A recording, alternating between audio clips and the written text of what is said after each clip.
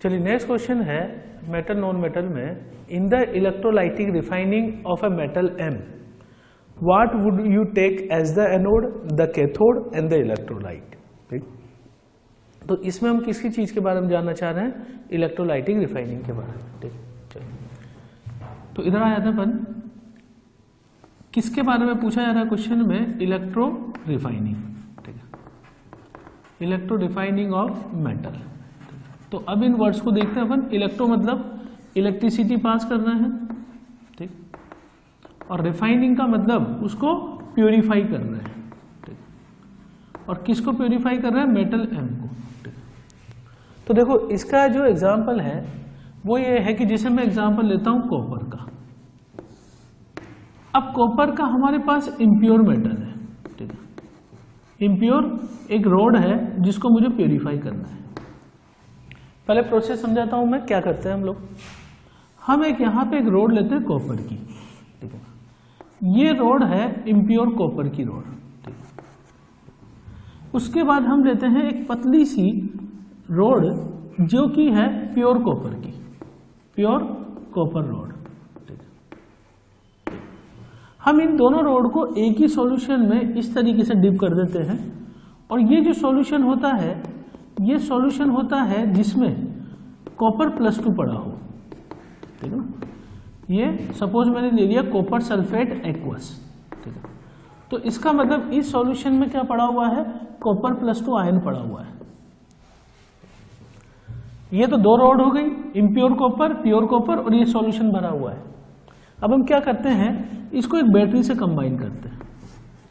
Battery का एक plus सिरा, ये माइनस एंड है। जो माइनस एंड होगा उस प्लेट को, वहां पे इलेक्ट्रॉन इकट्ठे होंगे, और उस प्लेट को हम नाम देते हैं कैथोड का। नेगेटिव प्लेट का मतलब कैथोड, और जो दूसरी अपोजिट है उसको हम लेते हैं एनोड। ठीक, अब जैसे ही हम इलेक्ट्रिसिटी पास करेंगे क्या होगा कि जो कॉपर एटम यहां पड़े हुए हैं वो इस सॉल्यूशन में आके गिरेंगे, और फिर इस सॉल्यूशन से इधर जाके इधर डिपॉजिट हो जाएंगे। यानी कि जो इम्प्योर कॉपर रोड है, इम्प्योर कॉपर रोड का जो मास है वो डिक्रीज होने लग जाएगा कंटिन्यूसली, और प्योर कॉपर का मास जो है वो इंक्रीज हो जाएगा। तो इस तरीके से क्या होगा कि हम इलेक्ट्रो रिफाइनिंग कर पाएंगे मेटल का। तो इसमें काम की बात क्या है कि इलेक्ट्रो रिफाइनिंग करने के दौरान हमें एनोड पे किसको लेना चाहिए, तो एनोड पे हमें लेना चाहिए इम्प्योर मेटल। तो मैं समराइज करता हूं, एनोड पे हमें क्या लेना चाहिए, इम्प्योर मेटल। ठीक है, और कैथोड पे क्या लेना चाहिए हमें, नेगेटिव जो प्लेट है कैथोड, वो किसको बनाना चाहिए, प्योर मेटल को।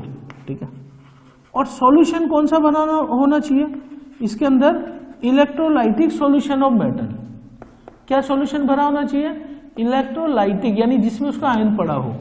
क्या भरा होना चाहिए, electrolytic solution of metal.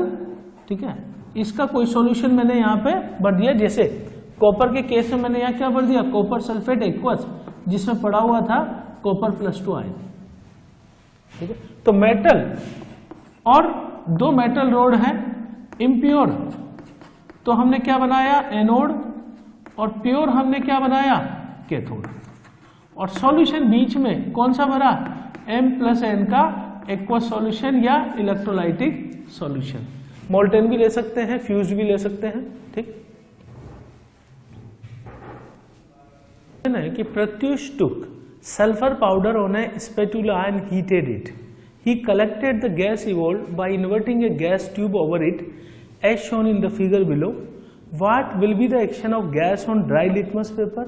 Second, moist litmus paper, and write a balanced chemical equation for the reaction taking place. ठीक, तो पॉइंट ये है कि मान लीजिए कहीं पर हम सल्फर पाउडर रख दें, हमने सल्फर रखा और हमने इसको हीटअप करना चालू किया,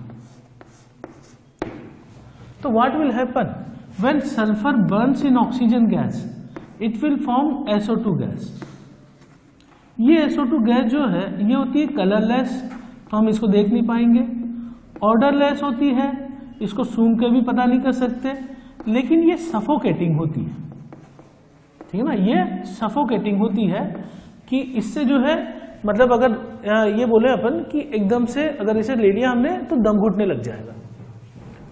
अब इसने क्या किया, प्रत्युष जैसा क्वेश्चन में बोला है, एक उल्टी टेस्ट ट्यूब लेकर इसमें इसने इस गैस को कलेक्ट किया, तो हमें ये पता लग गया कि गैस कौन सी है, SO2 गैस। अब आगे बोल रहा है कि इस SO2 गैस को हमने ड्राई लिटमस पेपर पे डाला, तो ड्राई लिटमस पेपर जो है उस पर ये गैस जो है कोई भी इफेक्ट नहीं करेगी, तो there will be no effect. किस पे, ड्राई लिटमस पेपर पे।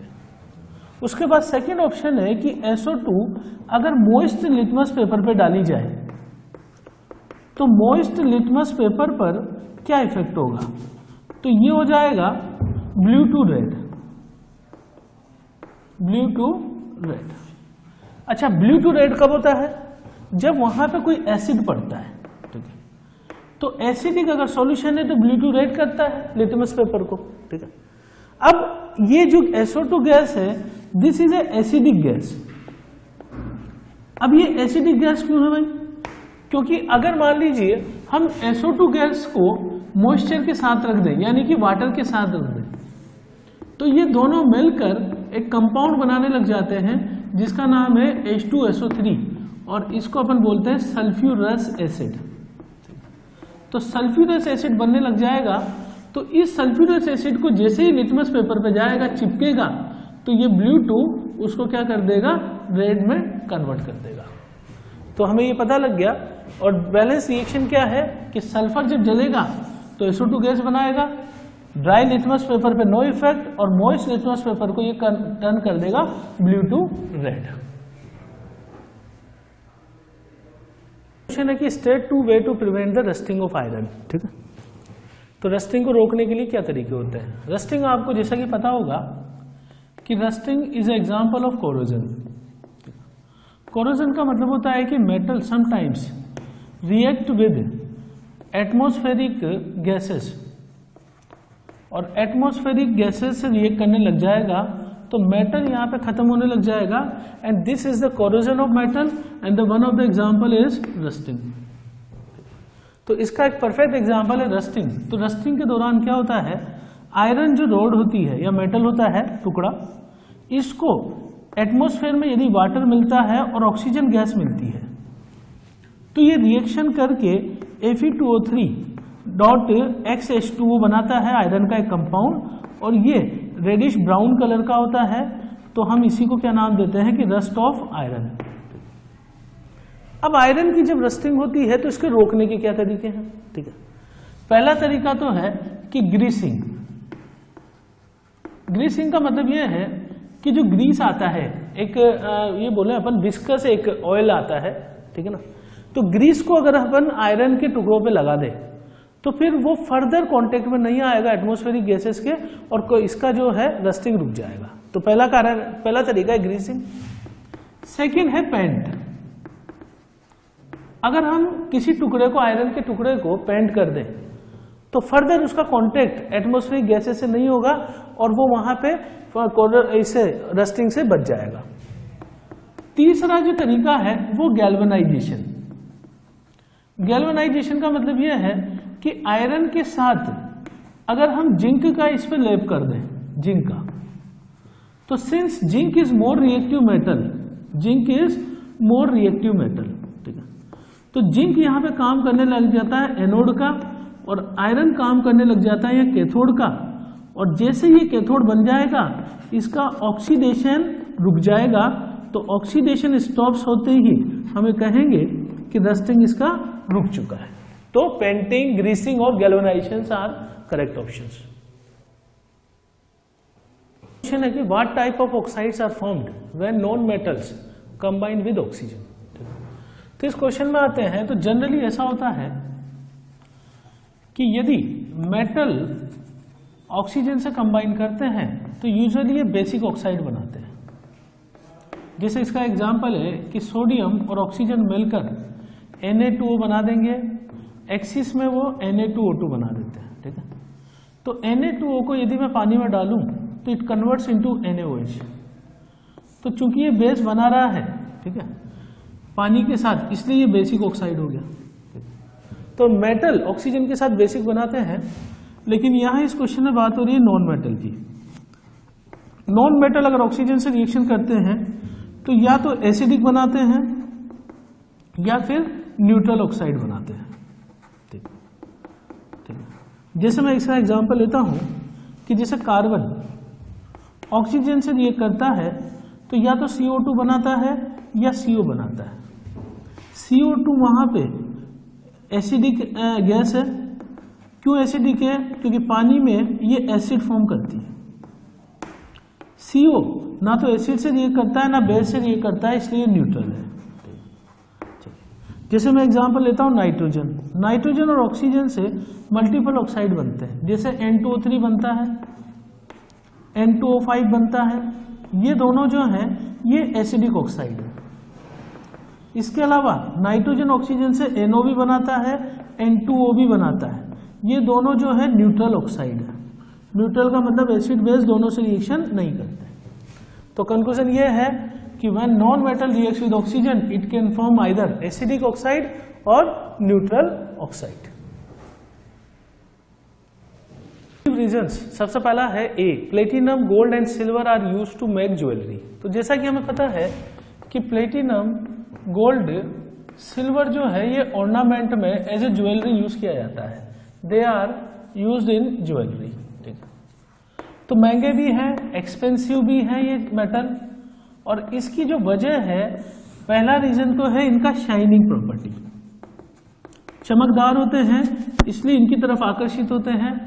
तो घरों में जो है औरतें चमक धमक के लिए इनको पहनती है, गोल्ड को, सिल्वर को। ठीक है, प्लेटिनम भी बहुत अच्छा चमकता है। दूसरा जो मेजर रीजन है वो है इनका लो कोरोजन। लो कोरोजन का मतलब यह है कि they are very less reactive. इनको अपन इनर्ट मेटल भी बोल सकते हैं, इनर्ट मेटल बोल सकते हैं या नोबल मेटल्स हम बोल सकते हैं इसको। तो क्या होता है कि ये नॉर्मली रिएक्शन नहीं करते एटमॉस्फेरिक कंपाउंड्स के साथ, तो इनका कोरोजन बहुत कम होता है, नेग्लिजिबल होता है। तो ये रिएक्शन इनकी कम होने की वजह से ये ऐसे कैसे बने रहते हैं कई सालों तक। इसलिए हम इन मेटल को मानते हैं कि ये अच्छे हैं और शाइन करते हैं, एक्सपेंसिव हैं। ठीक है, और उसका रीजन क्या है? इनर्ट मेटल है, कोरोजन नहीं होता है। एक इनकी मेल्यूबिलिटी बहुत अच्छी है। तो अगर आपने देखा हो तो गोल्ड के ऑर्नामेंट पे बहुत बारीक डिजाइन होती है। तो बहुत बारीक डिजाइन किस वजह से होती है? क्योंकि ये बहुत अच्छे डक्टाइल है। डक्टाइल तो मतलब होता है प्रॉपर्टी कि हम पतला वायर बना दें, और मेलिएबल होता है कि हम उसको फोर्स लगा के शीट में कन्वर्ट कर दें। तो बड़े आराम से इनको शीट में कन्वर्ट किया जा सकता है because of high malleability and because of high ductility they are converted into thin wires. तो इन सब प्रॉपर्टीज की वजह से जो है इन तीनों मेटल का यूज ज्वेलरी में किया जाता है। नेक्स्ट पार्ट है B, sodium, potassium and lithium are stored under oil. ठीक है, तो sodium, potassium and lithium these are called as alkali metals. और जैसा कि हमें पता है कि इनका साइज लार्ज होता है, साइज लार्ज होने की वजह से they are very much reactive. बहुत ज्यादा रिएक्टिव होने के कारण हम इसको नॉर्मल वाटर में नहीं रख सकते, इसको नॉर्मल एटमॉस्फेयर में नहीं रख सकते जहां O2 मिलती हो, जहां N2 मिलती हो। क्योंकि उसका कारण है कि अगर इसको अपन ने खुला छोड़ दिया तो सोडियम ऑक्सीजन से रिएक्ट करके Na2O2 बना लेता है इजीली। पोटेशियम को यदि ऑक्सीजन मिल गई तो ये KO2 बना लेगा। ठीक है, लिथियम को यदि ऑक्सीजन मिल गई तो ये Li2O बना लेगा। तो बहुत इजीली ये रिएक्शन कर जाते हैं। ठीक है, अगर इनको मॉइस्चर मिल गया तो मॉइस्चर में ये NaOH बना लेंगे, ये KOH बना लेंगे, ये LiOH बना लेंगे। तो कंक्लूजन क्या है कि बहुत आसानी से इनकी रिएक्टिविटी हो जाएगी एटमॉस्फेरिक गैसेस के साथ। तो अवॉइड करने के लिए हम क्या करते हैं कि एटमॉस्फेरिक गैसेस और मॉइस्चर से बचाने के लिए इनको जो है हम किस में स्टोर करते हैं? Stored in oil. अगर हम इनको बाहर निकालेंगे ऑयल से तो जैसे ही ऑक्सीजन के कांटेक्ट में आएंगे ऑक्साइड बनाना चालू करेंगे, जल पड़ेंगे। तो सोडियम के किसी टुकड़े को यदि हम केरोसिन ऑयल से निकाल के, sodium is stored in kerosene oil, यदि हम बाहर निकाल के उसको नॉर्मल एटमॉस्फेयर में रखेंगे तो तुरंत आग पकड़ लेगा। तो उससे बचने के लिए हम इनको ऑयल में स्टोर करते हैं। ठीक। क्वेश्चन है C, aluminium is a highly reactive metal yet it is used to make utensil for cooking. तो एल्यूमिनियम के जो है वो कुकिंग के लिए जो यूटेंसिल आते हैं तो उनके लिए जो है एल्यूमिनियम मेटल का बहुत पॉपुलरली यूज होता है, बट कई देशों में एल्यूमिनियम के बर्तनों को बैन किया हुआ है। ठीक है ना, कुछ टॉक्सिसिटी के कारण एल्यूमिनियम के बर्तनों को कुछ देशों में नहीं सजेस्ट किया जाता है, और घरों में भी हमें एल्यूमिनियम के बर्तनों का कम से कम यूज करना चाहिए। ठीक है, सबसे अच्छा ऑप्शन है कि हम इसको जो है या तो कॉपर के बने हुए बर्तन लें, या फिर सबसे बढ़िया ऑप्शन है स्टील के बने हुए बर्तन लें। तो जितना जल्दी हो हमें एल्यूमिनियम के बर्तनों को अपने रसोई से बाहर फेंकना चाहिए। ठीक है, लेकिन अभी तक जब जानकारी का अभाव नहीं था तब तक एल्यूमिनियम का बहुत popularly as a cooking utensil use किया जाता था, अभी भी किया जाता है। ठीक है, तो उसका कारण ये है कि एल्यूमिनियम वैसे तो रिएक्टिव होता है, लेकिन ये एल्यूमिनियम एटमॉस्फेरिक ऑक्सीजन से रिएक्ट करके एक कंपाउंड बनाता है Al2O3, और ये Al2O3 की जो परत है ये परत इसको फर्दर कोरोजन से बचा देती है, इसलिए इसको प्रोटेक्टिव लेयर बोलते हैं। और ये क्या काम करती है, it prevents further corrosion. Corrosion का मतलब आप समझते ही हैं, किसका मतलब है, एटमॉस्फेरिक ऑक्सीजन से आप रिएक्शन करना बंद है। तो मान लो एल्यूमिनियम का कोई बर्तन मैंने लिया, इस पे अपने आप एक प्रोटेक्टिव लेयर होगी, और वो लेयर बार बार जहां जहां कांटेक्ट में आएगा इस पे एक परत बन जाएगी, और वो परत किसकी बनेगी, वो परत बनेगी Al2O3 की, और अंदर ये मेटल अगर होगा एल्यूमिनियम तो सेफ बच जाएगा। तो Al2O3 की लेयर इसको फर्दर कोरोजन से बचाती है, इसलिए लंबे समय तक ये चमकदार बने रहते हैं। अब क्वेश्चन ये आया कि एल्यूमिनियम को बर्तनों के लिए क्यों यूज करते हैं, क्योंकि इनका फर्दर कोरोजन नहीं होता है, लो कोरोजन होता है, चीप मेटल है, रिलेटिवली सस्ता मिलता है, बर्तन आसानी से बनाए जाते हैं, तो मेलिएबिलिटी हाई है, शाइन करता है, ये चमकदार बने रहते हैं बर्तन, शाइनिंग प्रॉपर्टी है, हाईली डक्टाइल है। तो इन सब प्रॉपर्टियों के कारण एल्यूमिनियम को as a cooking utensils use किया जाता है। कि carbonate and sulphide ores are usually converted into oxides during the process of extraction. जब हम मेटलर्जी की बात करते हैं तो मेटलर्जी में यदि कोई कार्बोनेट मेरे पास है तो बिफोर एक्सट्रैक्शन हम इसको गर्म करना चालू कर देते हैं ताकि ये ऑक्साइड में बदल जाए।